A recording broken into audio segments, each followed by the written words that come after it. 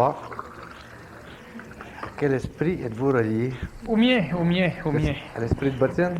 Non, au mien. Ça fait saut, ce que tu dis. Hein? Ah, qu'est-ce que c'est un esprit? Est-ce que c'est un faisceau? C'est ça. C'est un faisceau. Qu'est-ce que c'est un faisceau? C'est un esprit. Bottine.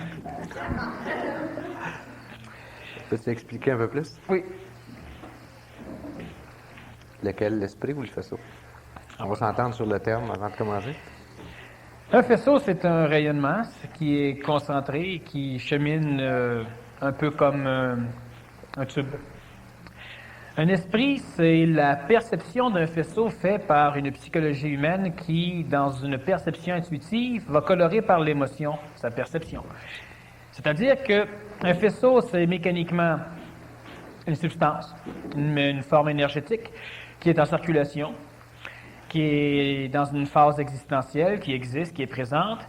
Et l'esprit, c'est la coloration spirituelle, la coloration émotive de la perception du faisceau, c'est-à-dire que l'esprit, c'est la personnalisation d'un faisceau. Donc, on attache, on place dans le faisceau d'une intentionnalité, une personnalité, possiblement même une émotivité. Donc, l'esprit serait la vision humaine d'une mécanique non humaine. Lorsqu'une personne parle d'un faisceau, elle parle d'une mécanique énergétique. Lorsqu'une personne parle d'un esprit, elle parle de quelque chose qui devrait avoir de l'émotion, qui devrait avoir de l'intention, donc qui devrait aimer ou haïr l'homme, qui devrait agir ou contre-agir dans l'événementiel de l'homme. L'esprit, c'est donc la même chose que le faisceau, sauf que si on parle de l'esprit, on s'adresse à l'humain, à l'animal humain et à l'humain. Et si on parle d'un faisceau, on s'adresse à l'humain et à l'être humain.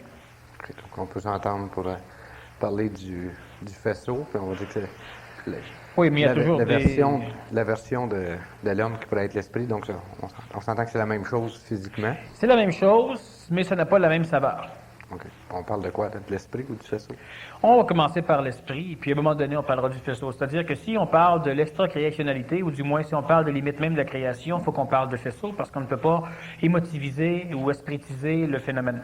Plus on se rapproche du contexte planétaire, plus on peut transposer le terme faisceau en termes d'esprit, pour la simple raison que pour l'ego humain, qui doit comprendre à partir des mémoires archétypales, des mémoires aussi expérientielles, des mémoires d'éducation, les choses neuves, eh bien, dans sa mémoire, il y a beaucoup plus de place pour le mot esprit que pour le mot faisceau en ce qui concerne l'évolution. Donc, si on se rapproche de la compréhension humaine, on devra appliquer le terme esprit, et si on se rapproche d'une compréhension plus cosmogonique du phénomène créationnel, on pourra parler de faisceau. Okay. Comme on se demande à quel esprit on est relié, ça sous-entend donc que c'est plus qu'un esprit. Exact. Il y en a combien? Dans le contexte planétaire, dans notre galaxie, il y a 14 vaisseaux, un qui est à peine présent, c'est des traces mémorielles qu'il a laissées à travers sa résorption, donc à travers sa fusion. Lequel? Il y a le faisceau nazaréen, c'est le faisceau christique, l'énergie christique. Quoique l'énergie christique est un terme qui désigne habituellement la majorité des faisceaux avant leur pénétration dans le contexte astral planétaire, donc avant leur pénétration dans la mémoire collective de notre monde, dans le monde de la mort, dans le ciel. Avant la pénétration dans le ciel, cela porte un terme qu'on appelle l'énergie christique, antiquement appelé aussi Esprit Saint. Et dans un terme alchimique, on peut donc parler de Christ en ce qui concerne une énergie de faisceau. Lorsque ça pénètre le contexte de notre monde astral, donc le contexte du ciel, le contexte du monde de la mort, la psychologie planétaire collective, c'est coloré.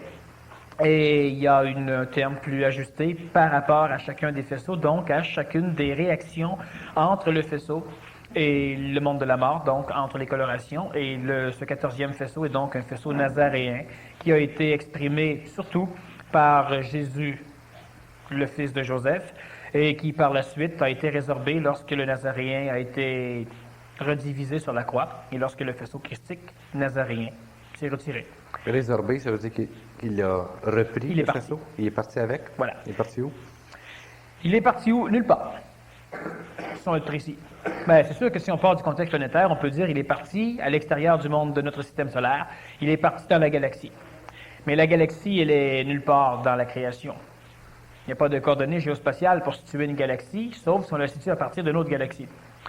Et le faisceau christique a aussi laissé des traces mémorielles dans la galaxie, dans l'énergie supramentale, et il s'est retiré de la galaxie pour gagner l'univers. Il s'est retiré de l'univers pour gagner le super-univers. Et il est présentement en attente dans ce système. Bon, c'est intéressant. Donc, il est encore là, Là, en quelque part, mais là. là, Mais il n'est plus ici. non. Donc, il n'est pas disparu. Il La est en trace quelque part, mémorielle est restée. sauf qu'il n'est pas près de la Terre. C'est ça. La seule trace qui reste, c'est une trace qui est ascendante au niveau du Christ. Ça peut être l'Église catholique romaine, ça peut être un paquet d'autres sectes qui sont tributaires de cette religion. Alors, ce sont des traces énergétiques reliées à ce faisceau. Si on détruit l'Église catholique romaine, on absorbe donc de l'énergie du faisceau du Christ. Mais tant que cette Église est existentielle, donc elle est supportée par l'énergie du Christ, donc par l'énergie mémorielle, ça va de soi, cette énergie ne sert à rien. Si tu prends du bois, il y a de l'énergie dans le bois, il y a énormément de calories. Mais si tu brûles le bois, tu auras les calories. Si tu gardes le bois, tu n'auras pas de calories. Alors, il y a énormément de traditions archétypales qui conservent encore de l'énergie de certains faisceaux. Il y a eu un 15e faisceau dans l'Antiquité qui s'est résorbé aussi, il y a cela très très longtemps. Et il y a encore des traces archétypales aujourd'hui. Tant que les structures sont bâties à même ces traces énergétiques, cette énergie ne sert à rien d'autre qu'à maintenir une forme. Cette forme est une forme archétypale, une forme théologique, une forme religieuse. Donc, une façon de libérer l'énergie, c'est de détruire l'élément qui la contient. Exact. Tout le temps. Si tu veux manger une pomme, eh bien, pour prendre l'énergie de la pomme, tu dois digérer la pomme, il n'y a plus de pomme après. Enfin, habituellement. Est-ce que l'énergie, comme ça, Tu sais quoi faire quand tu manges une pomme, puis tu vas aux toilettes, puis il sort une pomme? Tu manges un poulet, il sort un poulet. Ça m'est même arrivé. Mange la... Ça replace. Quand tu vas aux toilettes, il va sortir ce qu'il faut. Bon. Je n'avais jamais pensé, parce que je n'ai jamais mangé de pomme. Ah. Qu'est-ce qui arrive maintenant? Les faisceaux sont reliés, on pense qu'ils sont reliés à l'humain. Est-ce qu'on est correct de penser ça? Non. Ils ne sont pas reliés à l'humain. Ils sont reliés à qui ou à quoi? À rien. Notre esprit, on pense qu'on a un esprit dans notre corps. Est-ce qu'il est relié à un de ces faisceaux-là? Bon, là, on prend le terme ces relié. esprits-là? Non. Un faisceau ou un esprit n'est relié à rien. Est-ce qu'on a de la matière en nous, de l'énergie qui vient de ces faisceaux-là? Oui. Parce que si on parle de à quel esprit êtes-vous relié, donc Le le terme terme est faux. relié n'est pas bon. Non. OK. c'est- Ça règle le problème. On a... Regarde. Si je dis ma main est reliée à mon bras, mais c'est dans l'onde de forme, dans le visuel, que je décide que par le poignet, ma main est reliée à mon bras. Mais si je prends un morceau de bois, un bâton, quelle est la partie reliée à l'autre? les deux. Il n'y en a pas. Alors, si tu regardes une vitre, quelle partie de la vitre est reliée à l'autre partie? Tu peux décider que c'est n'importe où. En réalité, il n'y a pas de reliage. Pourquoi? Parce que c'est le même élément. Alors, l'humain n'est pas relié à un faisceau, l'humain est le faisceau. L'humain n'est pas relié à de l'esprit, il est l'esprit. Mais quelle coloration a cet esprit? Quelle implication planétaire a cet esprit? Quelle possibilité, quelle limitation a cet esprit? Du point de vue de l'ego, on peut dire à quel esprit de vous relier. Mais tu ne m'as pas demandé si l'ego était relié, mais l'homme, non, l'homme c'est l'esprit. Il habite un corps physique qui est aussi relié à un faisceau, qui a un faisceau, autrement dit. Il habite un corps physique aussi habité par un virus qu'on appelle l'âme, qui possède totalement le corps. Alors, il n'y a pas de reliage réel. Nous sommes esprit. Nous sommes esprit, mais nous ne sommes pas tous du même faisceau. si Non. je comprends bien. Quelle différence y a-t-il à être relié à un ou à être un de ces faisceaux-là ou à être l'autre de ces faisceaux-là? Est-ce que ces faisceaux-là ont tous la même puissance, la même énergie? Non. Non, il y a des faisceaux qui sont beaucoup plus expérimentés dans le contexte de notre planète. C'est-à-dire que si on se réfère à quelques années en arrière, disons allant à moins 14 milliards d'années, on peut observer une création explosive, expansive de l'univers. À travers certains contextes de guerre, c'est-à-dire de heurts, il y a des mécanismes énergétiques qui se heurtent les uns contre les autres, et se heurtant, ils vont annihiler leur mouvement de déplacement. Annihilant leur mouvement de déplacement, ils consomment de l'énergie. Consumant de l'énergie, ils transposent l'énergie en lumière, transposent l'énergie en rayonnement ionisant ou autre forme de rayonnement. Et lentement, ils se densifient, c'est-à-dire qu'ils ralentissent leur point énergétique, leur point vibratoire à un point tel qu'ils se densifient, se fusionnent. Une fois densifiés, ils vont se fusionner. Se fusionnant, ils vont cumuler en eux le peu d'énergie qu'il leur reste et ils vont engendrer des masses. Ces masses vont engendrer lentement un système gravitationnel, c'est-à-dire que ces masses vont attirer vers eux de l'énergie perdue dans le but de se relancer. Mais étant donné que chaque structure qui n'est pas encore atomique mais subatomique à l'époque est en heurt un contre l'autre, Ils s'épuisent lentement et deviennent ce qu'on peut appeler de la matière. En réalité, ça devient de la matière subatomique. Lentement, ça pourra créer le système atomique, le système moléculaire, finalement le système formique qu'on connaît, la matière. Les soleils, lentement les planètes, etc. Ces systèmes vont premièrement vont créer un contexte qui va courber, c'est-à-dire qui va attirer vers eux le déplacement même de leur propre rayonnement, on peut dire, qui va attirer vers eux le temps et l'espace, donc qui va courber le temps et l'espace. En fonction de cela, il y aura certaines particularités dans la création qui seront engendrées, dont qu'on pourra nommer univers ou super-univers. Dans les super-univers, la guerre va continuer, c'est-à-dire l'appui autonomes et les uns sur les autres des mécanicités énergétiques sont en expansion, qui se heurtent. C'est comme si on avait un paquet de billes de billard sur une table. Si chaque bille peut partir n'importe où à la vitesse de 100 km/h, étant donné qu'elles vont heurter des parois. Dans l'univers, tu ne heurtes pas de parois. Quand tu arrives sur l'extrémité d'une paroi, tu es immédiatement à l'autre côté. Mais prenons quand même notre table de billard. Les billes vont se frapper régulièrement, les boules, et à la longue, à force de se frapper, ils vont perdre de l'énergie. Ils vont s'échauffer. Alors, l'énergie cinétique va être transformée en énergie calorique. Donc, ils vont se réchauffer, ils vont ralentir jusqu'à un point où il n'y aura plus de mouvement. Ce point sans mouvement apparent, il reste encore des mouvements. Pourquoi? Parce qu'il y a suffisamment d'espace libre dans une structure atomique. Donc, si nous considérons que le Soleil est un noyau atomique et que l'électron le plus proche serait une planète, elle serait au-delà de l'orbite de Pluton. C'est l'espace qu'il y a. L'espace au niveau atomique est extraordinaire par rapport à la grandeur, évidemment, des particules. Alors, lentement, ça s'est ralenti, jusqu'à engendrer des mécanicités qui ont courbé le temps et l'espace, engendrant la gravitation. La gravitation crée les mondes, comme nous les connaissons ici. On peut penser que dans le reste de la création, les mondes sont similaires aux nôtres, mais c'est relativement faux. Et dans le monde actuel, il y a un monde qui est créé, il y a plusieurs mondes qui sont refroidis, qui vont être créés, qui vont devenir une substance matérielle. Ça prend un laps de temps intéressant qui va durer quelques milliards d'années. Lorsque cela est arrivé, les mécanicités énergétiques qui se sont heurtées les unes contre les autres et qui se sont fusionnées les unes aux autres pour engendrer des mondes différents, vont engendrer premièrement des contextes atomiques différents. Cela va faire en sorte qu'à un moment donné, on aura une structure atomique et moléculaire planétaire, dépendant des planètes, ou lunaires, ou solaires, qui ne sera pas la même, qui ressemblera mais qui ne sera pas la même. Et à travers cela, il y aura ralentissement de coloration, c'est-à-dire ralentissement de mémoire expérientielle, des mémoires créées par l'expérience spatio-temporelle de la création des planètes. C'est un petit peu compliqué, je résume un peu plus. Voilà. Ce qui arrive, c'est qu'à travers la création de certains phénomènes universels, galactiques et solaires, donc des systèmes solaires, il y a de l'expérience. Cette expérience, c'est toute l'énergie qui a été libérée par la création de la matière. Cette énergie, si tu prends de l'eau et tu la refroidis en glace, tu libéreras de la chaleur pour que la glace soit froide. Si la glace veut se réchauffer, elle devra absorber de la chaleur. Cette libération de chaleur, cette chaleur en liberté devient ce que nous appellerons des faisceaux, de l'esprit. À travers cet esprit, dépendant de ce qui a été retenu dans la création d'un système galactique, universel galactique ou solaire ou planétaire, à travers ce qui est retenu, il y aura une quantité d'énergie, une qualité d'énergie qui sera rejetée, qui sera différente.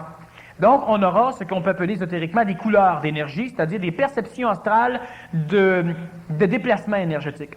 La couleur rouge vibre à une vitesse qui est différente de la couleur bleue.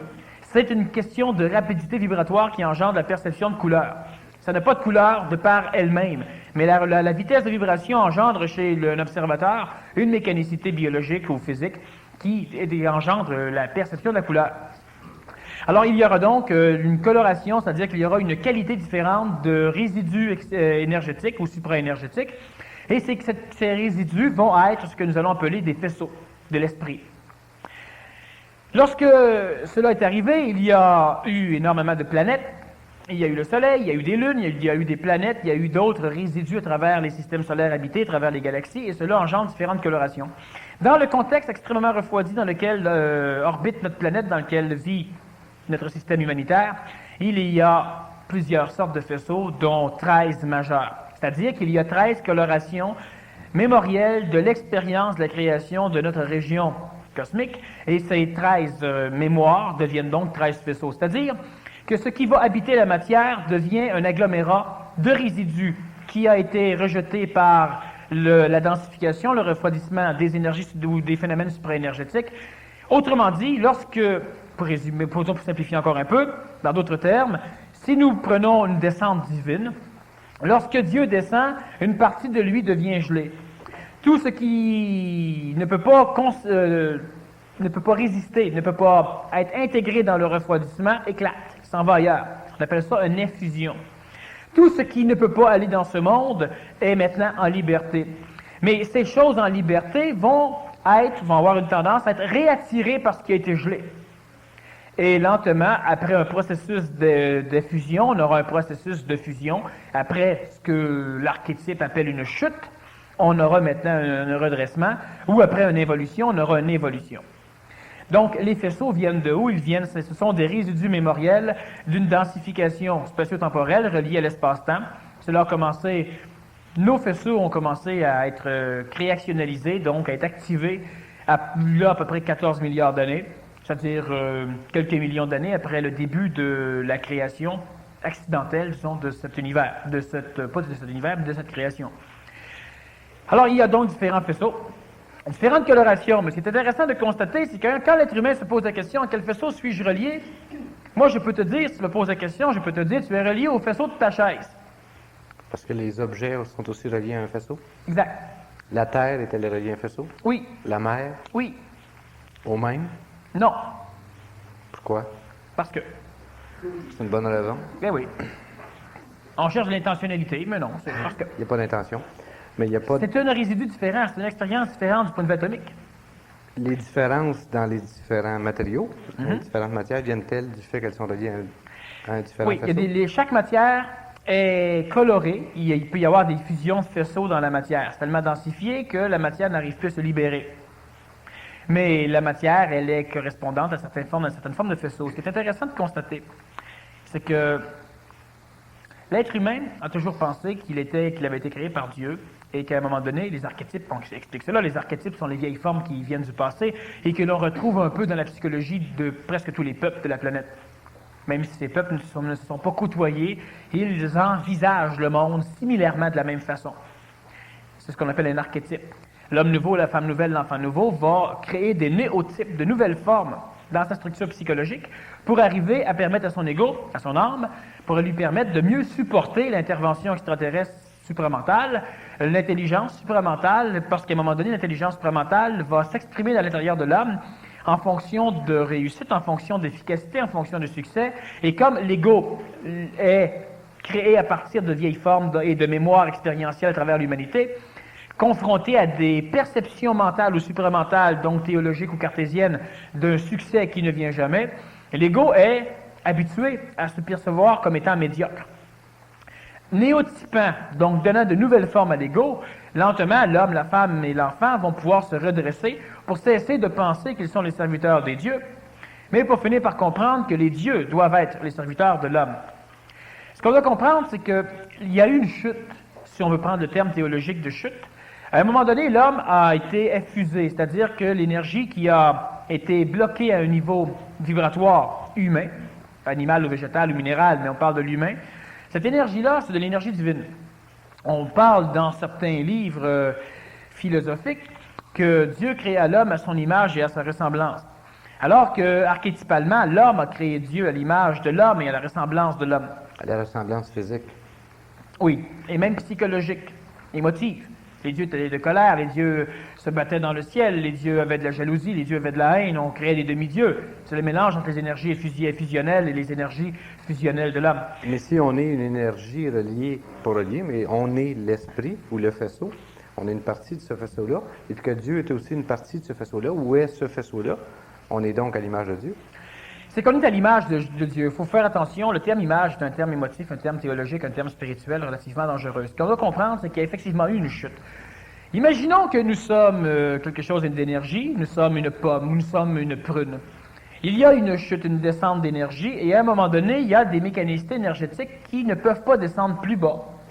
Alors le reste l'emporte, continue à descendre la structure, et à un moment donné, il y a un éclatement, une désagrégation de la structure. Le noyau veut descendre, il sort. Et ça continue à descendre, ça s'effrite et ça devient de la matière. Et cette matière-là ne peut pas aller plus bas. C'est le plus bas. Ne pouvant aller plus bas, elle va maintenant accumuler ce qui descend et elle va attirer ce qui descend et elle va recommencer en têtant ce qui est plus haut, en puisant la même énergie de ce qui est plus haut, elle va recommencer maintenant à se réchauffer. Se réchauffant, dans les termes théologiques, on appelle cela de l'évolution. On a toujours expliqué que l'homme avait eu une chute et que l'homme, maintenant, priant Dieu, se nourrissant des privilèges et des avantages de certains dieux, il pouvait avoir un contact avec Dieu, contact de lumière, et il pouvait évoluer.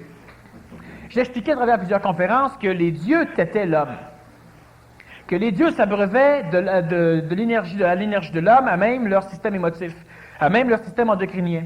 Que toute la vie de l'homme était basée sur le fait de vivre un haut et un bas, un haut et un bas. Tu es heureux, trop heureux, tu t'habitues, tu sécrètes plus, tu t'émotivises plus, on te casse la gueule, tu te mets à brailler, tu te mets à crier, tu souffres, là tu sécrètes, tu mets de l'émotion. Quand tu as souffert trop longtemps, tu finis par t'habituer, alors on te fait souffrir un peu plus, ou on te donne un peu de bonheur, tu recommences et ça nourrit les dieux.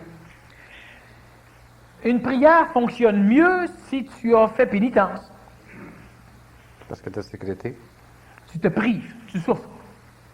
Le riche qui donne 25$ à quelqu'un qui en a besoin, ça ne nourrit pas les dieux. Le pauvre qui donne 25$, ça nourrit les dieux, parce que lui, il se prive, lui, il ne mangera peut-être pas. Alors, c'est mieux. Mais ce qu'on doit comprendre, c'est que toute la structure théologique qui anime la phase astrale de l'évolution de notre planète actuellement est une structure hautement divine, en ce sens que c'est relié à ce que l'humain appelle les dieux. Mais les dieux sont la partie, quand l'humain dit, consciemment ou inconsciemment, que Dieu se trouve dans la plante, Dieu se trouve dans la rose, Dieu se trouve dans l'oiseau. Maintenant, on va cesser d'émotiviser et on va dire Dieu se trouve dans le chien. Dieu se trouve dans les excréments. Ah oui, c'est la même chose. On préfère prendre l'oiseau et la rose, mais si on veut parler de ça, on peut parler aussi de Dieu se trouve dans le sumac vénéneux, l'herbe à puce. Ben oui. Bon. Mais quand l'humain dit cela, Dieu se trouve dans le soleil, Dieu se trouve dans l'air que l'on respire, c'est vrai, c'est réel. Tant qu'elle n'est pas polluée, c'est vrai. Ah, même pollué, même pollué. Dieu a des problèmes de digestion. L'air est pollué. Bon, c'est vrai. Alors est-ce que Dieu se trouve dans l'homme? Non. Pourquoi? Parce qu'il n'est pas là. Mais il est dans tout le reste. Non, il est dans beaucoup de choses. Il est dans la table, il est dans l'eau, il est dans le verre d'eau, il est dans tes vêtements, il est dans tes cheveux. Est-ce qu'il est dans le corps physique de l'homme? Absolument. Mais pas dans l'homme. Alors, le corps physique, c'est Dieu. La plante, c'est Dieu. Même en plastique. C'est Dieu. Quand tu manges une pomme, tu manges Dieu, oui. Est-ce que c'est grave? Non, c'est Dieu qui mange Dieu. Pas de problème. C'est correct. Ça va. Mais quand nous recherchons Dieu dans l'homme, nous le recherchons où il n'y est pas. Parce que Dieu, c'est la structure énergétique qui a subi la plus grande effusion. Donc c'est celle qui est allée le plus bas. Oui. C'est ce qui est allé le plus bas. Au niveau espritique, nous ne sommes pas reliés à des faisceaux divins, dans le sens Dieu, dans le sens théologique. Divin peut-être dans le sens ésotérique. Parce qu'à un moment donné, l'humain prend un mot et puis il l'applique à toutes les sauces. Mais c'est dangereux. Si je dis, prends du poivre de Cayenne pour sucrer ton gâteau, ben, si le poivre de Cayenne, tu l'appliques à 25 sortes d'épices, il y a des chances, à un moment donné, que le gâteau ne soit pas bon. Enfin, pas au goût de tout le monde. Alors, il y a eu dans cette effusion, dans cette descente d'énergie, il y a eu quelque chose qui est descendu dans ce qu'il y avait de plus bas. C'est Dieu. Ça l'a créé la terre, pas le choix. Ça l'a créé l'eau, pas le choix. Ça l'a créé l'air, pas le choix. Ça l'a créé les animaux, les corps physiques, pas le choix. Ça l'a même créé les corps physiques humains, pas le choix. Mais ça n'a pas habité l'homme. Si ça l'aurait habité l'homme dans la puissance intentionnelle qu'on lui donne, l'homme ne serait pas obligé aujourd'hui de prendre l'autobus, l'avion, le métro, puis ces conneries-là. Non. Ça l'a créé tout cela, et ça s'est arrêté là. Maintenant, Dieu a été habité par de l'intelligence supérieure au phénomène créationnel, disons, divin. Et ce qui l'habite, c'est l'homme. C'est l'esprit. L'esprit de Dieu plana au-dessus des eaux. On mélange. C'est l'esprit de l'homme, pas l'esprit de Dieu. Mais tant que l'être humain s'identifie à son corps physique, nécessairement que l'homme devient Dieu. Alors, c'est plus l'esprit de l'homme si l'homme est le corps. Si l'homme est le corps physique, c'est l'esprit qui plane, c'est un esprit supérieur. Étant donné que l'homme se prend pour le corps, il prendra donc l'esprit pour Dieu. Puis étant donné que le corps, c'est Dieu, l'esprit qui plane, c'est l'homme. Alors, si tu manges une pomme, il y a Dieu dedans. Oui. Toi, il y a Dieu dans ton corps. Ton corps est Dieu. Il est divin. Il est parfait autant qu'un corps parfait comme le tien peut être parfait. Maintenant, qu'est-ce qui habite le corps? C'est de l'esprit. Et ça, ce n'est pas Dieu. C'est des ondes, la vibration de cet esprit-là est supérieure à la vibration divine. Absolument. Mais nécessairement, le divin dans le corps contrôle le corps beaucoup plus que ton esprit. Parce que le corps étant Dieu, nécessairement Dieu le contrôle. Dieu peut te donner la vie, t'ôter la vie, peut te rendre malade, te donner la santé. Mais ce qu'il fait de plus, c'est qu'il veut évoluer. Il veut se réchauffer. C'est donc absolument logique, intelligent, que Dieu fasse tout pour que l'homme le nourrisse énergétiquement. Par la prière, par l'abstinence, par la pénitence, par la sécrétion endocrinienne, donc par l'expression émotive, par le corps physique. Alors, toute l'expression astrale, on l'a vu dans plusieurs conférences, se fait par le système endocrinien. Tu as peur, ton cœur s'accélère, tu transpires, tu sécrètes physiquement. Tu nourris Dieu. Et on a vu aussi dans la mécanicité de cellularisation que plus le corps physique vivait de sécrétion hormonale, plus il s'endurcissait et plus il évoluait. Et quand le corps physique devient plus solide à la réaction émotive, il devient plus solide aussi à supporter de l'énergie. Donc, il devient plus solide à évoluer. Mais est-ce qu'il évolue pour Dieu ou pour lui, quand il évolue? Il évolue. Et qui ça sert le mieux, son esprit ou Dieu? Tout le monde. Ni un, ni plus, ni plus, ni moins. Même si c'est plus ou moins, ça n'a aucune importance. De toute façon, c'est comme ça. Mais est-ce que l'homme, en évoluant comme ça, donc l'esprit qui habite l'homme, évoluant, faisant évoluer son corps physique, est-ce qu'il, lui, ne s'en va pas en période de refroidissement? Il dépense son énergie pour servir son corps? Premièrement, le phénomène espritique, quand on parle de faisceau, le faisceau est prisonnier. Quand on demande, le Christ, Dieu a donné son Fils unique. En tout cas, je ne sais pas avec qui a eu son Fils. C'est une question comme ça. Dieu a donné son Fils unique. Mais ce Fils unique ne pouvait pas s'en aller quand il voulait. Il était pris par des prophéties. En réalité, il était pris par un continuum, pris dans un carcan. Tous les faisceaux spiritiques, même les grands maîtres, ne peuvent pas s'en aller. Ils sont confinés à attendre. Ils sont prisonniers. Ils attendent quoi? Ils attendent la fin de l'inutile. Qu'est-ce qu'ils font? Un faisceau spiritique, nous sommes reliés, ou nous sommes ces faisceaux, nous sommes de l'esprit. Mais pourquoi, si nous sommes de l'esprit, pourquoi cet esprit traîne-t-il dans le domaine de la matière? Tout à l'heure, j'ai expliqué, tu dis justement pourquoi l'esprit vient nous rejoindre, elle n'est pas confrontée à évoluer, ça se rapproche du corps physique de l'homme. Oui. Alors pourquoi qu'elle ne s'en va pas? Elle ne peut pas. Étant donné que ce sont des résidus réactivés qui ont été créés par la gestion formatrice d'un système universel, d'une galaxie, ou disons simplement d'un système planétaire. Ce sont, tout à l'heure on a vu que lorsque cela s'est créé, il y a eu une création de masse qui a commencé à attirer immédiatement l'énergie qu'elle avait perdue. Prends de l'eau, de la vapeur, refroidis-la par compression par exemple. Compresse la vapeur d'eau, tu vas finir par en faire de la glace. Mais si tu arrêtes de compresser, et même si tu n'arrêtes pas de compresser, qu'est-ce que la glace fait? Elle attire de la chaleur. Elle fait tout pour reprendre. Alors, lâche, laisse la glace libre, elle se réchauffe immédiatement. C'est ce qui arrive avec les systèmes involutifs, ou les systèmes involués, les systèmes refroidis. Étant donné qu'il y a cette courbure spatio-temporelle qui limite tout déplacement à 299 792,5 km à la seconde, la vitesse de la lumière, étant donné que ce système est limité à cette vitesse, qui est une vitesse extrêmement basse, au-delà, il y a le plan supramental qui va beaucoup plus rapidement, mais dans le contexte luminescent qu'on connaît, c'est la lumière. Moi, c'est cette vitesse, la lumière va plus vite que ça, mais elle ne peut pas aller plus vite que ça, elle est confrontée à une courbure qui la ralentit. Alors, dans ce système, il y a des mécanicités qui ont été emprisonnées dans la courbure spatio-temporelle, en l'occurrence, les faisceaux, l'esprit. Étant donné que c'est emprisonné et que Dieu ne peut que se réchauffer, que l'homme ne peut faire autrement que d'évoluer, ce n'est pas une question de décision, ça d'évoluer. À un moment donné, on se rend compte qu'on pose des questions, on se rend compte qu'on voit plus, ou qu'on voit mieux, qu'on comprend plus ou qu'on comprend plus. On le découvre, on le constate, mais on ne le décide pas. Alors, ces faisceaux énergétiques étant emprisonnés, la seule chose qu'ils ont, la seule mécanique qui leur est permis, c'est d'être absorbés. Étant absorbés, ils refroidissent. Il n'y a pas le choix. Mais refroidissant, il réchauffe le corps. Il n'a pas le choix. Réchauffant le corps, ce qui est absorbé dans les années après est absorbé, donc il est refroidi à un degré plus haut, moins refroidi. C'est ce qu'on appelle l'évolution ascendante de l'animal humain, de l'humain et finalement de l'être humain pour parvenir à être.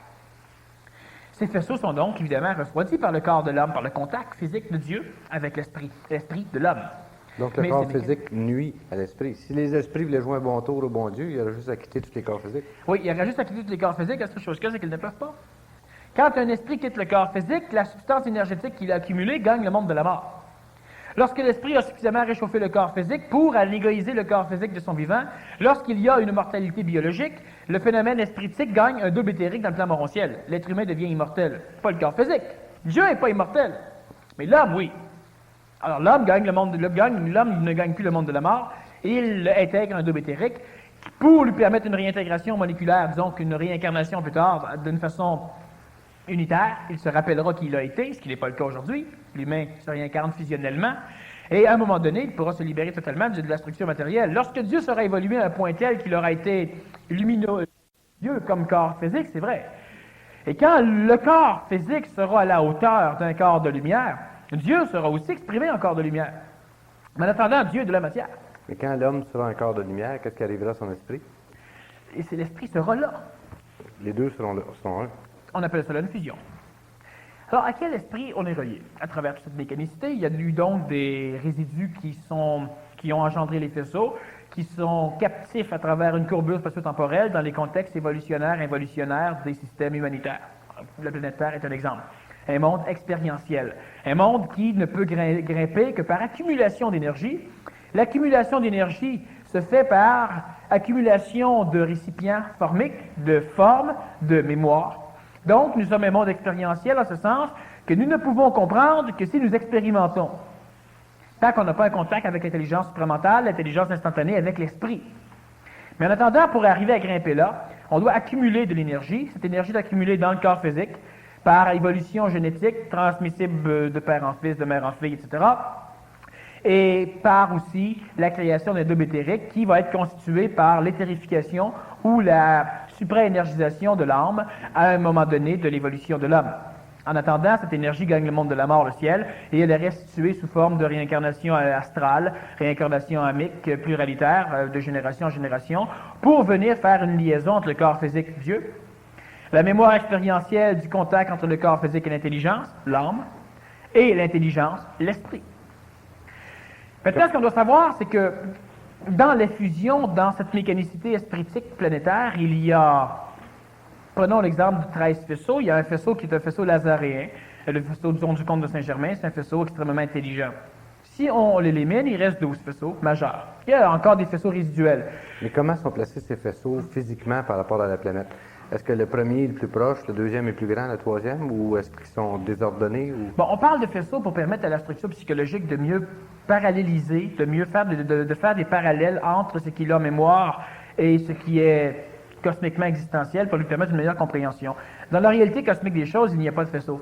C'est-à-dire que nous sommes dans une brume d'énergie et nous avons la capacité d'absorber certaines vibrations de cette brume d'énergie. Ce que nous absorbons comme vibration est tributaire d'une coloration particulière de la vibration que nous pouvons appeler un faisceau ou un esprit. Mais en réalité, comme il n'y a pas de faisceau, c'est tout mélangé. C'est ça. C'est pas une projection comme un rayon laser qui descend quelque part et là, il y a un paquet de petits mélanges comme ça ici qui te suit quand tu te promènes, puis ça se coupe sans se mélanger. C'est une brume. C'est un résidu. Mais le corps physique, la psychologie, la structure astrale, la structure psychologique, le système endocrinien permettant la perception émotive et l'expression émotive des conditions astrales font faire en sorte que l'humain va capter certaines formes de coloration de l'énergie. On parle donc d'une forme d'esprit, d'une forme de faisceau. On a, par exemple... On pourrait donc dire qu'on est relié à une couleur, qu'on est une couleur au lieu de dire qu'on est un faisceau. Ou on a un faisceau moins, un faisceau 2, un faisceau 3, ou un faisceau jaune, orange, vert, bleu, mauve, ou on a un esprit. Ça pourrait être un mélange de toutes sortes de couleurs, puis on capte le vert seulement dans ce mélange de couleurs. Théologiquement, on peut aussi parler, ce serait intéressant, si on veut aller plus loin, de prendre simplement la Bible, le Nouveau Testament, et de regarder comment un peu étaient les apôtres. Lorsque le Nazaréen est passé par là, il a ramassé 12 bonhommes. Il n'a pas pris de femme pour la simple raison que déjà, il était pour se faire crucifier. À l'époque, en plus, prétendre qu'une femme peut avoir de l'intelligence Et on y a coupé la tête C'est bien la avant. fait crucifier plus jeune. Oui, la femme en avait, mais les hommes n'en avaient pas encore assez d'intelligence pour pouvoir comprendre que la femme pouvait en avoir. Alors, il a pris 12 bonhommes. Ces 12 bonhommes-là, il les a choisis par rapport à leur faisceau. Il y en a un qui avait un faisceau bleu, il l'a ramassé. Un autre avait un faisceau vert, il l'a ramassé. Il les a baptisés, ça on n'a pas le choix, parce qu'on sait que le baptême est une connexion à un égrégore archétypal, le nom. Alors, il leur a donné un nom. Est-ce qu'il y a un lien entre l'aura et le faisceau? La couleur de l'aura et le Non, faisceau? non, ça c'est le corps physique, le corps astral, mais pas tellement avec le faisceau espritique qui va habiter ça. Autrement dit, on peut avoir un faisceau qui peut être assez Judas, et il va habiter un corps de colère. Le même faisceau Judas va habiter un corps de paix. L'aura va être une aura de paix, l'autre aura sera une aura de colère, mais on n'aura pas de... on sera le même faisceau. Alors, si on étudie les apôtres, on aura une idée un peu de comment un faisceau peut être exprimé, mais il faut faire attention, c'est que les apôtres n'étaient pas des réceptacles parfaits. C'était des exemples de faisceaux qu'il y avait à l'époque. Il n'a pas pris ce qu'il y avait de mieux, il a pris ce qu'il y avait de premier. Il y en a pris 12. Il y avait 12 faisceaux. Le 13e, c'est le faisceau lazaréen, Lazare, qui a été son plus grand disciple et son meilleur ami. Et le sien. Et le sien, évidemment, donc 14 faisceaux. Le sien résorbé. Lazare, ça va se faire dans les années à venir. Il restera donc 12 faisceaux, reliés à peu près 12 000 individus, ce qui donne approximativement 144 000 corps physiques. Les chiffres sont inexacts. On ira chercher 144 853 corps physiques à un moment donné, d'ici dans quelques années, disons d'ici quelques... On peut aller chercher dans les centaines d'années. Il y aura ça de corps physiques sur le plan planétaire, c'est-à-dire que Dieu aura évolué à un point tel qu'il pourra commencer à se réchauffer, donc à se fusionner. Cela veut dire que les êtres humains vont commencer à se réincarner de plus en plus dans le même corps, et il y aura de moins en moins besoin de corps physiques pour supporter les expressions de ces faisceaux. Les seules réincarnations qu'on peut supporter sont-elles les réincarnations de la même couleur? Oui. Cela veut dire que un être humain, bon, savoir exactement si tu es relié au faisceau 8 ou 12, Qu'est-ce que ça change? tu es relié au faisceau 4. Bon, puis maintenant, si on change un peu les choses, ben, maintenant, le 4 est rendu le 8e, c'est relié au faisceau 8. Bon. Quelqu'un veut dire, oui, mais est-ce que je suis relié au faisceau de Marc? De Pierre? On peut dire oui, tu es relié au faisceau de Pierre. Pierre, c'est une andouille, une tapette. C'est un imbécile. Il n'y en a pas un C'est un autre? peu heureux. Mais ça, c'est l'expression du faisceau à travers Pierre. Alors, si je dis que tu es relié au faisceau de Pierre, eh bien, tu peux prétendre être comme l'histoire veut mettre Pierre. Pierre, c'était pas... c'est sur lui qu'on a bâti l'Église. Lui, il est en dessous. Tout bâti le reste par-dessus. Le dernier à voir le soleil. Pierre. Bon. Alors, ça ne sert à rien. Pourquoi? Parce que le faisceau exprimé par Pierre ne donne pas la valeur énergétique, intelligente, christique, supramentale, consciente de ce faisceau.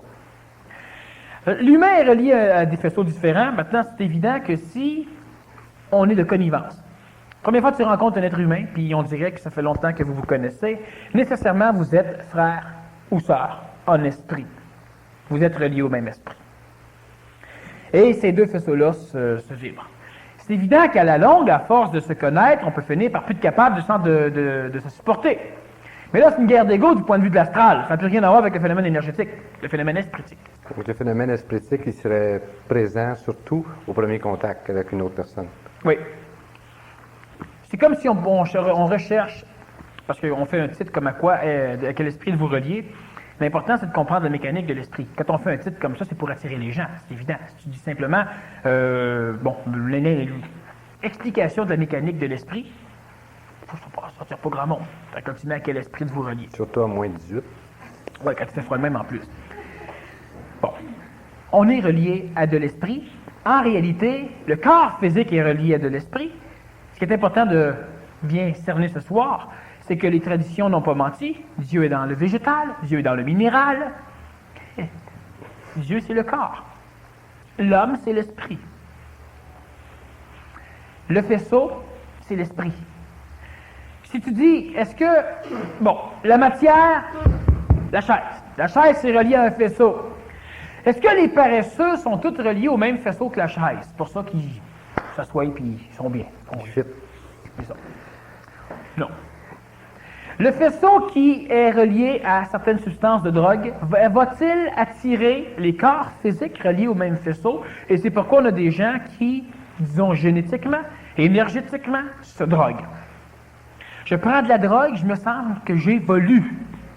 Est-ce que tu absorbes l'énergie de ton faisceau exprimée dans la drogue? C'est une bonne question qu'un jour, il faudra qu'on me pose. Bon. L'alcoolique invétéré qui boit, est-ce qu'il est relié à un faisceau qui constitue l'alcool? C'est une bonne question. Et là, en le buvant, le corps physique ramasse de ce faisceau, s'énergise. Est-ce que c'est ça? Non.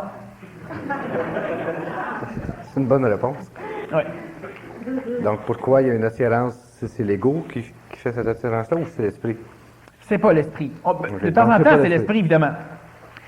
Mais ce que j'explique simplement, c'est qu'il y aura des connivences au niveau espritique entre certaines choses. Mais qu'est-ce que l'esprit recherche? Est-ce que l'esprit recherche ça, de l'énergie, sa propre énergie, du même faisceau? L'esprit ne recherche, on pourra paramétrer des esprits, mais là, on laisse faire le numéro, le ci ou le cela. L'esprit recherche l'évolution du corps, l'évolution de Dieu. Bon. Il veut l'accélérer. Ouais.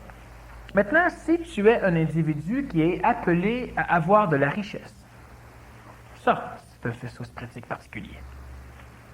Si tu es un individu appelé à être pauvre, tout ce que tu entreprends ne marche pas. Ça, c'est un faisceau espritique particulier. Est-ce que tu peux te dégager d'un faisceau espritique qui est pauvre? On reviendra. Celui qui est handicapé est relié à un faisceau spiritique particulier, comme la majorité des personnes malades régulièrement. Relié à un faisceau spiritique particulier. Mais ça, c'est le corps physique Absolument. qui est handicapé, c'est pas l'esprit. Oui, l'esprit travaille le corps pour le faire évoluer. Mais lui, sa façon de le faire, c'est la maladie. Celui qui souffre régulièrement tout le temps, psychologiquement, dépression, tout va bien, mais il n'est pas sûr. En tout cas, celui qui a une psychologie comme ça est relié à un esprit particulier. Puis si tu regardes les apôtres, tu peux aussi retrouver des traces. Je ne parle pas du peuple, là. Des traces. Bon. Il y a donc des caractéristiques particulières des faisceaux. Maintenant, c'est bien évident qu'on peut poser la question. Bon, tu poses la question. Celui qui est toujours malade, il est relié à un esprit qui le fait évoluer par la maladie. Lui, il va toujours être malade. Oui. Toute sa vie. Toutes ses vies. Toutes ses vies. C'est bien pire. Toutes ses vies. Celui qui est riche, hélas, il sera riche toutes ses vies. Ça, c'est pas drôle, ça. Non, ça c'est terrible. Celui qui est guerrier, il y a des gens qui, malgré l'évolution, ont besoin du combat. Que ce soit un art martial, que ce soit la chasse, le hockey, la boxe, la guerre. Il y a des gens qui en ont besoin de la guerre. Mais dans ceux qui s'expriment par la guerre, il y a 3 esprits qui s'expriment à travers cela. Il y en a un, lui, il peut se complaire du jeu d'échecs. Lui évolue dans la stratégie. Il fait évoluer le corps dans la stratégie. Un autre fait évoluer le corps dans l'aveuglement total, dans le défoncement. Physique, c'est le corps qui doit évoluer. Et c'est le gars qui part avec son fusil, puis qui se met à crier, puis qui veut défoncer tous les barrages. Il y a souvent un éplat à force de rentrer dans les chars d'assaut. Bon. Et on a un autre qui, lui, vit la guerre dans son trou, dans la peur, dans son abri. Ça peut être un abri nucléaire. Ça vit la guerre, tu n'es pas dans l'armée, mais tu as 2 abris nucléaires, une à ton chalet, une chez vous. Ça peut être son salon aussi, puis entendre des bruits partout, puis avoir peur de mourir. Pas pour mourir. Avoir peur. Oui. Alors, il y a donc des caractéristiques de la façon dont un esprit, l'homme, fait évoluer Dieu, son corps, pour permettre à ce Dieu, à ce corps, de finir par exprimer totalement l'esprit dans l'intelligence.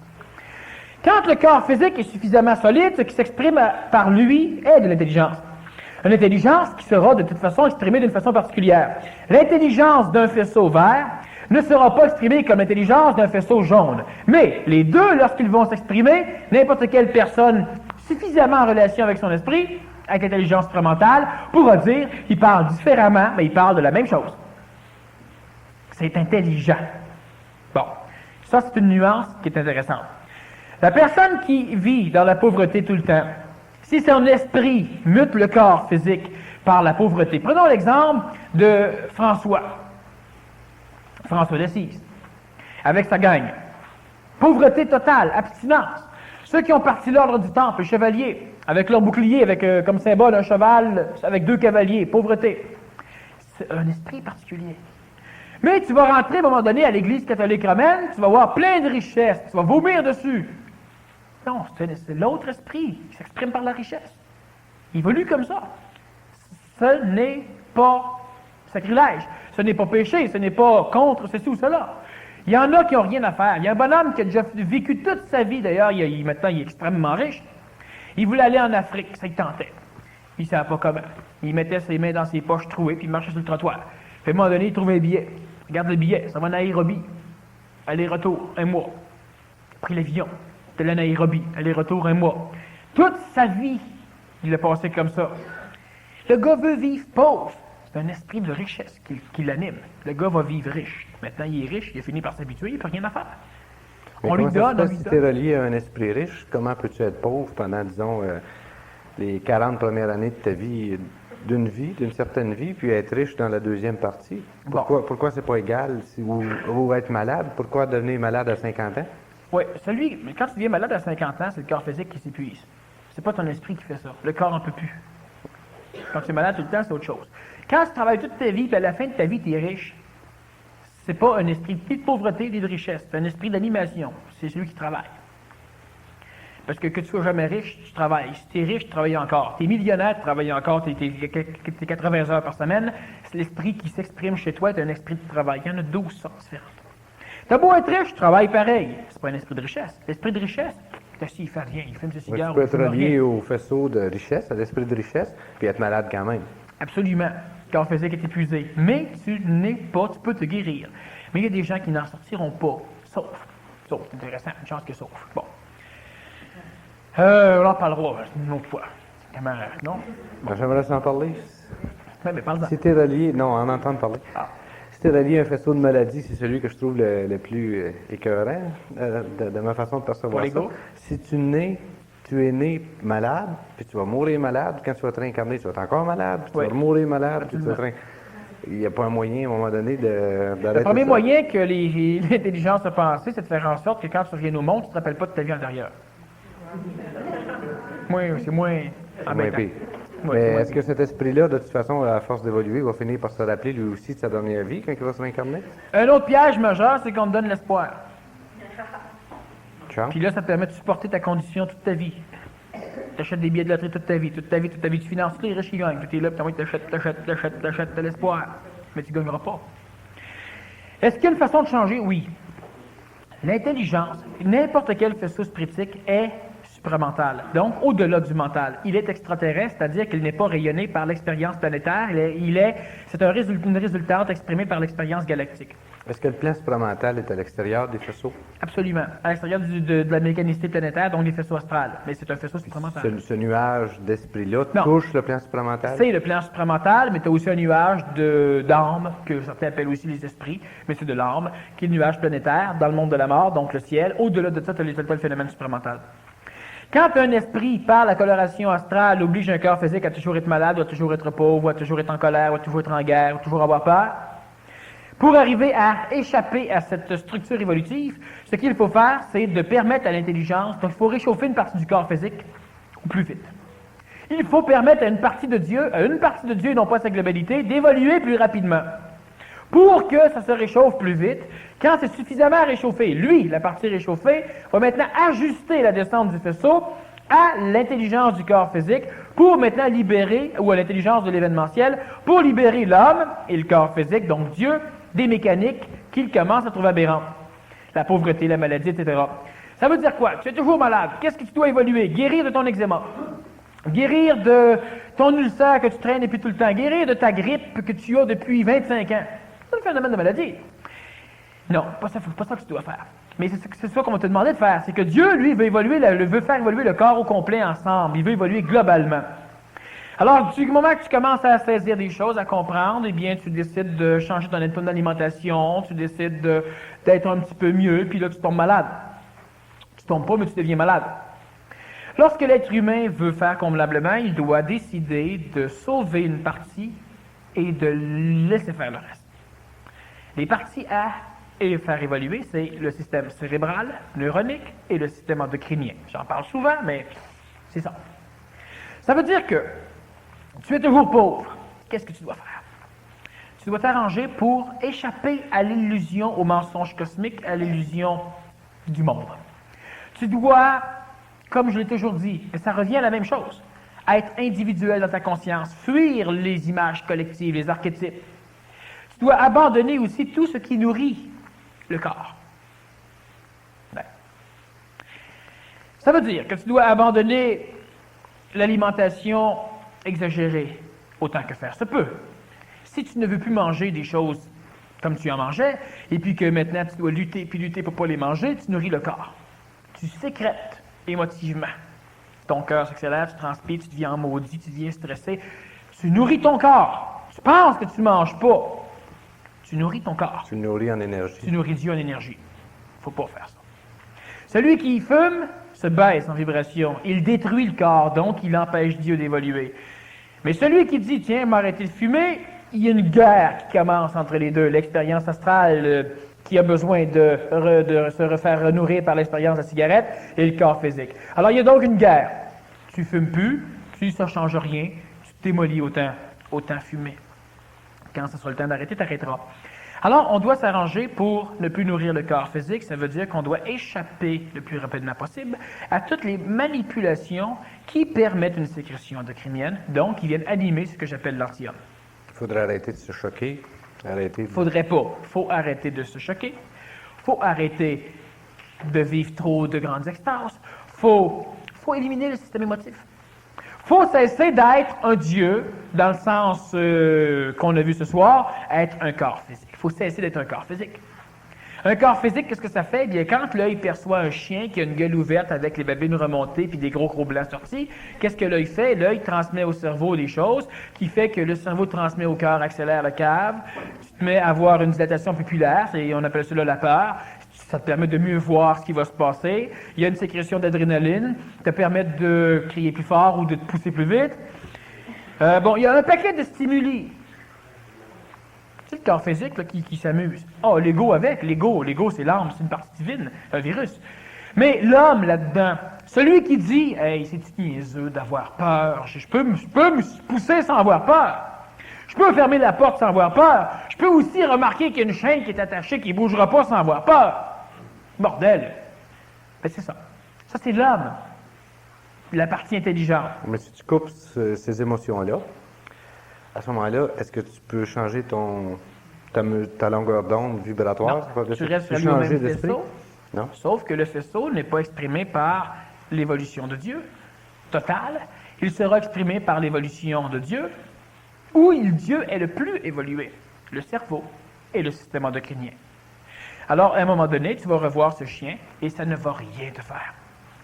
Et là, maintenant que tu as un cerveau et un système endocrinien convenable, le chien ne pourra pas sentir l'expression sécrétatoire de ta peur. Alors, il ne sentira pas la peur chez toi. Alors, il va se poser des grosses questions. Parce que son onde de forme est bâti pour que tu sécrètes. Alors, vu que lui, il devient tout ce qu'il faut pour que tu sécrètes et que tu ne sécrètes pas, il ne sait plus à quel genre d'animal il a affaire. Il ne reconnaît pas. Alors, il a peur. Tu es... Mais ça, est-ce que ça guérit ta maladie? C'est lui qui était malade? Oui. Tu commences donc par être malade, tes orteils enflent, tu as des problèmes de foie, tu as des problèmes un peu partout, et tu évolues. Tu évolues. Tu évolues neuroniquement, endocrinalement, tu y arrives avec des choses, et puis ça ne te dérange plus. Mais le corps continue d'être malade. On va dire que tu es nerveux. Tu n'es pas nerveux. Il y a une expression biologique. L'esprit, par ton corps physique, continue à le faire évoluer par la maladie. Mais de plus en plus, tu t'en fous d'être malade. Tu tolères. Tu n'as pas accepté comme ça les choses que tu ne pouvais changer. Tu tolères parce que ce n'est pas intelligent. Tu continues à parler, à lire, à t'instruire, à découvrir le monde, à cesser d'être happé par les manipulations incessantes de l'extérieur, un éclair qui éclate dans le ciel qui fait que tu as peur. Bien, tu dis, mon ego a peur, Dieu a peut-être peur, mais moi je reste assis ici. Le corps se met à trembler, oui, mais c'est pas toi ça, moi j'ai pas peur. Le cœur pompe extrêmement vite, je sécrète énormément, oui, le corps a peur, pas moi. Quand ça commence à sentir, c'est mieux de t'en aller? Non. Ça reste là. Puis quand tu commences à dire, le corps a pas moi. Le problème, c'est que l'être humain s'identifiant à son corps va finir par penser que lui a peur. Mais l'esprit n'a pas peur. Elle fait travailler le corps. Lorsque tu résistes, tu endurcis, c'est-à-dire que tu renforcis les structures de perception et d'expression astrale de ton corps physique. Et à un moment donné, il y a l'éclair et tu n'as plus peur. Tu es encore malade. Est-ce que dans tes prochaines vies, tu vas être moins malade ou autant malade, mais ça te dérange le plus? Si Ça tu dit que fais tu vas cela l'accepter. convenablement, dans cette vie-ci, tu vas parvenir à la guérison. Parce que tu auras finalement un réceptacle, système neuronique, un ajusteur de pensée suffisamment opérationnel pour que ce que l'esprit donne, lui, l'ajuste en fonction de l'intelligence décodée par le mental de ce que devrait faire le corps physique. C'est inintelligent, inécologique d'être malade dans un monde planétaire. Très intelligent, très écologique dans un monde cosmique. De rendre un corps physique malade pour qu'il sécrète, de l'envoyer à la guerre, de faire en sorte qu'il meure pour que toute la famille sécrète au coton, ça fait évoluer les corps physiques, donc Dieu. Génétique en génétique, de génération en génération, on finit par s'endurcir. C'est-à-dire qu'on a de moins en moins de problèmes. On va souffrir. Prends un pygmée, mets-le dans la ville de Montréal, 2 nuits. Il vit pas, il passe pas à travers. Le stress engendré par ça, ça va le tuer, non, net. Prends un homme blanc, fous-le en plein Amazonie ou en plein Nouvelle-Guinée. Il va broyer, il va crier. Mourra pas là-dedans. Après un mois, il va être pygmée, lui tout. Il est beaucoup plus évolué que le pygmée. Du point de vue de sa génétique, il peut en dire peu. Là, il y a un déphasement dans le changement. Mais à un moment donné, il va finir par s'adapter, il n'y a aucun problème. Quand il va revenir, tout ce qu'il va trouver à dire, hey, quand on revient, là, on apprécie. Quand tu vas quelque part, tu chiales, ben, après un bout de temps, tu t'adaptes. Mais le pygmée ne s'adaptera pas ici. Le corps physique ne peut pas supporter le klaxon, l'autobus, les bruits, le monde qui passe. Il voit les feuilles de même de temps en temps, lui. Mais le pygmée, il n'est pas attaché à un faisceau, lui aussi. Absolument. Mais son corps physique n'est pas capable de supporter une ville comme la nôtre. Mais quand les faisceaux vont se résorber, Juste avant. oui. Étant donné que tu développes ton système neuronique, ton système endocrinien, que tu es de moins en moins manipulable, que tu as un ajusteur de pensée de plus en plus opérationnel, tout ce que l'esprit maintenant te donne comme information va être décodé différemment et appliqué en fonction d'une perception mentale et ajusté par l'ajusteur de pensée de ce que doit être l'évolution de Dieu, du corps physique, dans le monde d'aujourd'hui. Maintenant que je ne me fais plus avoir par l'illusion, il devient logique d'être en santé. Et c'est là qu'une des choses que j'ai déjà dit dans le passé prend son importance, c'est que tu vas guérir si tu as une raison intelligente d'être en santé, jamais si tu as une raison émotive. Tu es écœuré d'être malade, pas une raison ça. Tu es tanné, pas une raison. Tu aimerais voyager, c'est émotif, pas une raison. Mais quand le mental par l'ajusteur va avoir une raison intelligente, instantanément, dans les mois qui vont suivre, le corps va se guérir. Tu as une raison intelligente d'être riche. Pas de problème. Mais si c'est l'ego qui joue la raison intelligente, une raison émotive, tu ne le seras pas. Sauf si ton esprit est un esprit riche. Aucun problème.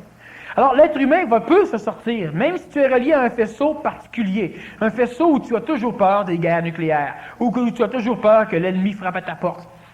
Tu vas à la chasse, puis à un moment donné, oh, il y a pas un orignal en arrière. Tu as toujours peur de te faire ramasser des culottes à terre. C'est le même esprit. Tandis que l'autre, lui, il marche, puis à un moment donné, il entend un bruit, puis il se garoche à terre, 3 ou 4 roulements sur lui, il place sa carabine, est habillé, il va à la chasse, mais il a quand même son couteau Rambo, puis c'est bebelle. Une autre forme d'esprit. Alors, si on peut, parce que si, mettons, que j'aurais une grosse moustache, je pourrais te dire que ceux qui jouent au hockey, eh bien, ils ont des grosses pads comme les chevaliers avaient à l'époque. Ils ont une armure sur eux autres. Le football, c'est la même chose. Et là, ils font des joutes. Les chevaliers qui se battent.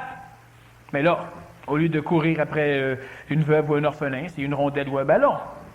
T'as qui aussi, puis tu tapes dedans, puis en tout cas, même chose.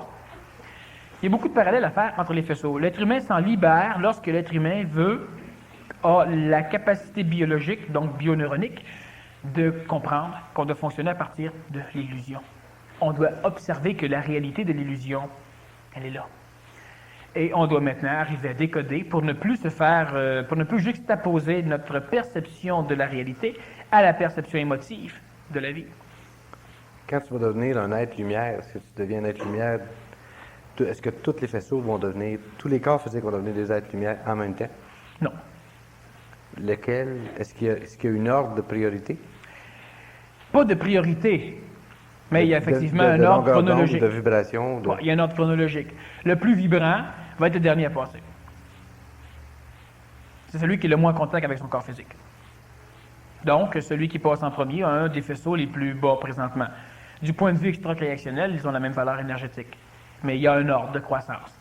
Le plus fort, le plus puissant va être le dernier à passer, c'est celui qui est le plus éloigné du corps physique. Et c'est aussi le dernier à s'être fusé. Ça fait partie, ça, de l'expérience créationnelle des végétaux, même des animaux. Alors, le faisceau le plus compréhensif de la structure animée, c'est le dernier. Le faisceau le plus proche du feu, des explosions volcaniques, des densifications, des orages électriques, le plus proche de cela, c'est le faisceau le plus évolué. Le plus évolué dans le sens expressif par le corps physique humain. C'est le plus bas, le plus dense, mais c'est le plus proche du corps physique de l'homme. Donc, c'est un des premiers qui va s'exprimer. Donc, ça veut dire qu'après que ce premier-là se soit résorbé, il n'y aurait plus de feu, il n'y aurait plus d'orage électrique? Il va toujours en avoir. S'il est résorbé, non. Je comprenais, fusionner avec un humain. S'il est résorbé, il ne plus. Mais ils vont se résorber chronologiquement. Mais effectivement, Donc, il y en pas a en même temps. Pas en même temps. Est-ce que ça sous-entend que le dernier est résorbé aurait le même esprit, la même énergie que la Terre, puisque la Terre Non. aurait disparu? Non. La Terre pourrait-elle disparaître avant les derniers? Oui, c'est ce qui va arriver. Mais là, on se dit, oui, mais la Terre disparaît au complet, et nous autres, on marche sur quoi? Ouais. Mais tu n'auras plus un corps physique comme le tien non plus, il n'y a aucun problème. Là. On parle de résorption. Là. Il y aura une évolution, une explosion, il y aura une fusion en différentes mécanicités. Donc la planète pourrait disparaître n'importe quand dans Ça veut dire que tout va redevenir de la brume à un moment donné. Alors quand la brume s'en va, on parle de résorption, mais là on parle de quelques milliards d'années d'ici. Mais la planète Terre disparaît pas à un moment donné, puis là, hop, c'est fait. Bon. On marche sur l'eau, il y a avec l'eau, plus de terre. Hop, l'eau disparaît, on marche sur l'air, plus d'air. Non. Dans la chronologie des événements, quand les premiers seront fusionnés, les derniers, pas les derniers, mais les 12 autres, on a calculé 13, les 12 autres seront encore dans des corps physiques normaux? Non, normaux, oui, pour la normalité de l'époque, mais absolument pas normaux pour aujourd'hui. C'est des corps de lumière. Prenons l'exemple. Le faisceau du Nazaréen se retire totalement. Qu'est-ce qui reste? Il reste des traces mémorielles. Donc, en partant, la structure peut se maintenir. Mais ça reste dans la même brume, mais c'est plus le faisceau. Mais il y a quand même des réminiscences de ce faisceau qui est la trace mémorielle entretenue par les religions. Lorsque les faisceaux vont se retirer, ça va se retirer un à la fois. C'est dans quelques temps, mais on ne sera pas en train de boire de l'eau encore à cette époque-là. On ne voyagera pas en avion à cette époque-là. Rien de plus niaiseux. L'énergie de ton corps physique, elle existe partout sur la planète. Pourquoi il faut que tu prennes la tienne et la transporter en aérobie?